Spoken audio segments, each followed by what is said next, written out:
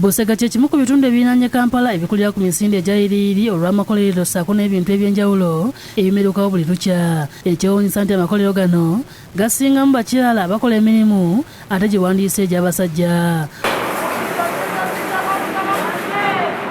Wano omukulu w'ekibiina ekigatta bannamakolero mu ggwanga ekya Uganda Manufacturers Association Kigozi Sebagala wasinzidde n'asaba amakolero amalala okulabira ku makolero g'e Busega okuwa abakyala emirimu kikendeeze ku buvunaanyizibwa bw'abaami ku byetaagisa mu maka. Kola ne chain link owa fensi, mbuzi, goats byonna. Ffe abasajja tusobola okutetenkanya wano nawali naye bamaama bano si kyangu kutetenkanya wano nawali ate tetwagala nnyo okubata genda kutambula abayigge kino bayigge kino naye tumanya nti bali settled nga bwe tusanze mafactory gano kumpi 750 ku buli 10 nga bakyala oba bamaama oba bannyinafu kituwa amaanyi mangi nnyo.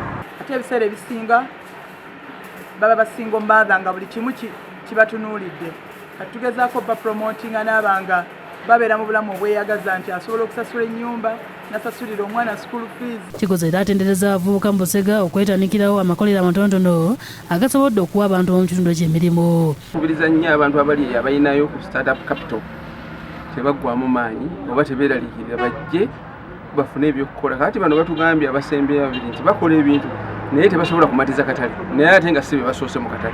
Wabula abamu ku bannamakolero bano babuulidde ab'ekitongole kya UMA ebimu ku bizibu basanga nga bakola emirimu gyabwe omuli amasannyalaze agavavaako n'ebikozesebwa ebyenjawulo ebiri ku buseere. Obuzibu bwe tusinga okusanga bw'amasannyalaze. Amasannyalaze bagiyita unplanned shutdown gye bapulaninga ne batucommunicatingira earlier in advance tetulina problem nayo ejja nga tebatutegeezezzaako esinga otukola obubi. Abalala basabye ekibiina ekibagatta okubayamba okubafunira ku nsimbi ez'okwewola ez'omusingo omutono basobole okukulaakulanya bizinesi zaabwe. Ntera okwogera ne bannange twagenda okuzaalibwa ng'ebyapa babigabana kati ezandibadde nga security zituyamba okubanga tufuna ssente eri bizinesi tetuzirina. Abamu beekokodde supamaketi z'abagwira ezitayagala kutunda bintu ebikoleddwa bannayuganda nga baagala kutunda ebyo byokka ebyejjibwa ebweru w'amawanga. Kati niyo obanga olina product gwe wandiyagadde okukolera wa at least ate bo waakiri bazeekolera kati nga lwe supamaketi emu gye nayingiramu nga n'obunyeebwa bennyininyini babwesiikira.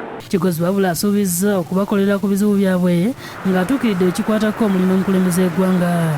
Julius Kafuluma yakusakidde eggulire eno ku Bukedde TV 1.